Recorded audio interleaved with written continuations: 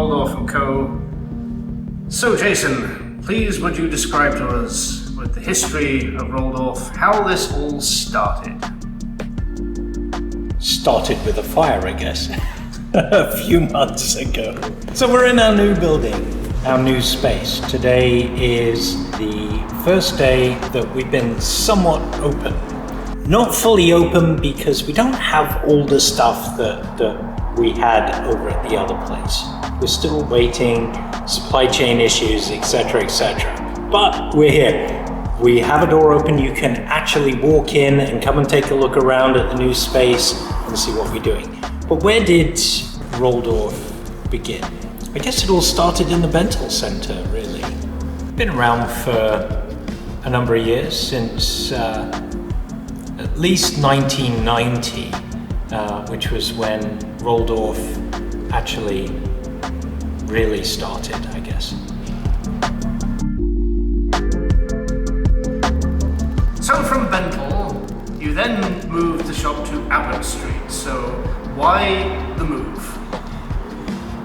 Unfortunately, COVID became the virus that closed that store.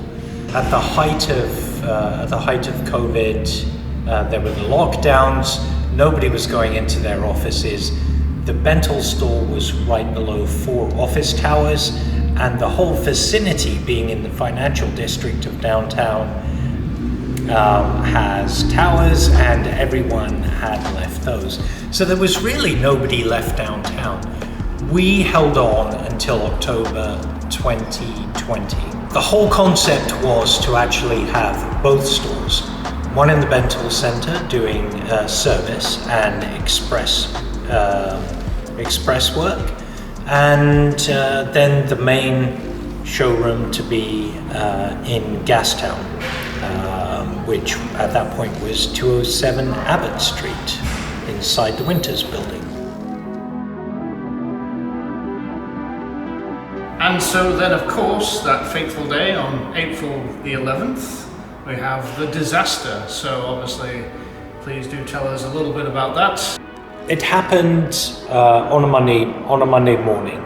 Now, typically we're closed on a Monday, and I just happened to be in there because I just actually come back from Europe and was trying to catch up on some work.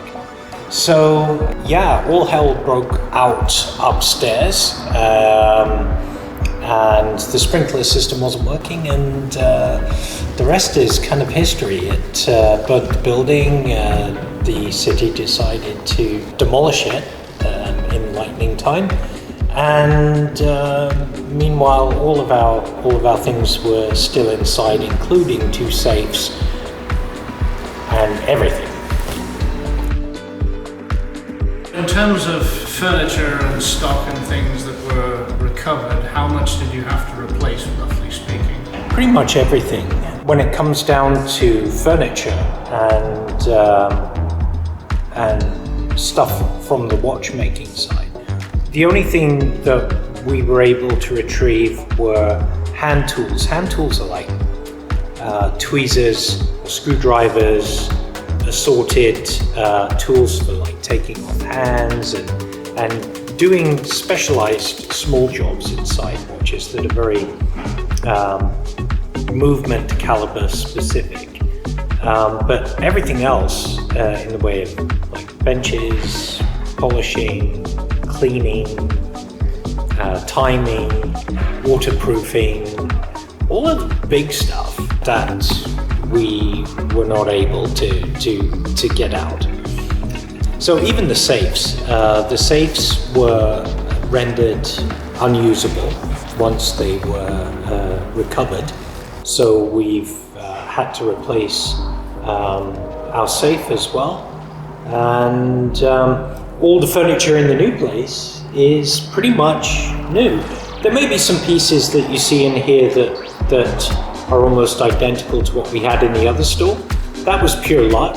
The vendor that happened to have those pieces was the vendor that I got the pieces from originally. So we got the last of the stock. But even down to the cabinets that we use, that stuff had to to be purchased again. And, so that's what we have here.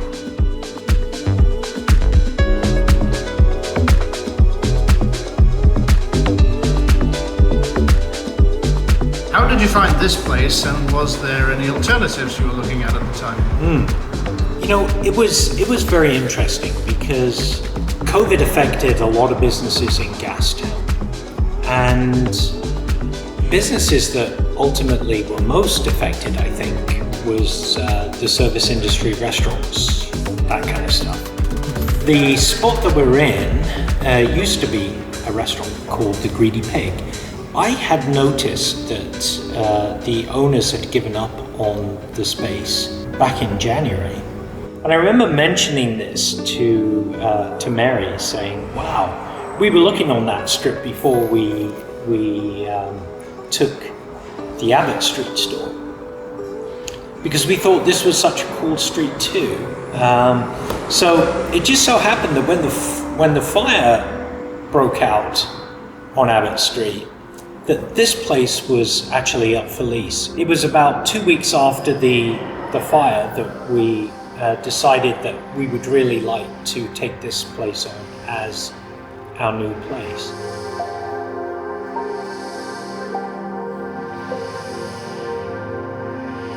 So how does this differ from the space at Abbott Street?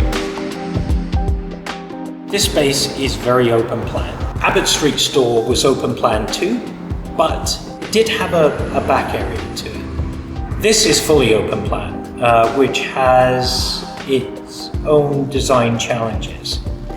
But I think just given everything that we'd gone through, we were happy to have this space. And so we just decided to work with it and its idiosyncrasies. It does have a very unique door halfway up the wall right behind me. This is one of those idiosyncrasies. The brickwork, we do have brickwork in here like we had in the other space, which is really nice because it's a nice comfortable backdrop. It's a little bit closer to the waterfront station, which most people will know coming to Vancouver, because you either get on and off the sea bus going over to North Vancouver there. The cruise ships pretty much land right there in the summer, and literally we're 3/4 of a block away from there. Chances are you might actually be able to find parking outside, which was always a massive problem if you were coming to see us on Abbott Street. You've expressed that there has been some issues with certain brands' availabilities. I think this isn't just industry specific. I do believe that this is a theme that we're going to see through every sector in the next little while, and that is supply chain issues. Unfortunately, there's not much that can be done about that. Lead times for watches vary. I think now patience is really being a virtue, because yes, some brands will be anywhere from 6 to 10 months. Some may be a little bit longer, a little bit less, but typically speaking, there will be a delay. I think this is just the way things are right now. Hence, this being sort of somewhat open. Same thing with our tools and things like that, benches, furniture. We're still waiting on a couch to come in, which could be in sometime in October. So patience. And with that, I think we're going to, as a society, relearn excitement about waiting for something, and then something arriving, and then being able to get really, really excited. So yes, there's a downside to it, but I think in the end, people will get what they would like. It's just going to take a bit of time.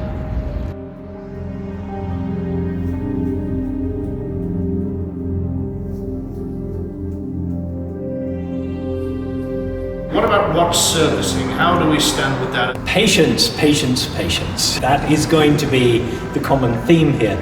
Because we're still waiting for equipment, we are nowhere near up and running on the service side. We have work that is sort of hung over from before the fire. There's some restoration work that has to be done in some cases because of the fire. All that stuff has to be done as a priority over anything that's coming in new. So the moment that benches arrive and stuff like that, and the other heavy lifting equipment, we'll be able to get stuck into that work, and then slowly start to take on new work, going into late fall, early winter, something like that. Do you have any future plans for Roldorf which you'd like to discuss right now, or do you want to give us a tease for anything that might be on your mind for direction of your company? Roldorf is a company that I like to think of as being dynamic. Given the outside forces on retail right now, especially with watches and stuff like that, we have to adapt, and so you can rely on Roldorf to be able to adapt to that. So we will have some announcements towards the end of this year and early next year on some things that I'm currently working on. We want to expand service. We're actively looking for watchmakers, so that's moving ahead. Hopefully we'll have some new brands coming into the new year. So there's going to be a lot. There's nothing ever static at Roldorf & Co. We've got through a pandemic and survived. We've got through a devastating building fire and demolition. We're still here. Everything is just going to be upwards from this point on, I think. Just come down and see it. And come down and see it often, because you will notice changes, especially over the next few months, which is really unique. We're used to going into grand openings and businesses being kitted out and the interior design is all finished and everything else. This is going to be very organic. So each time that you come in, you will notice something a little bit different to the last time you came in. So vote, and vote often. So come in here and come in here often, because that's going to be cool. We're going to be here to chat. We're glad to be back.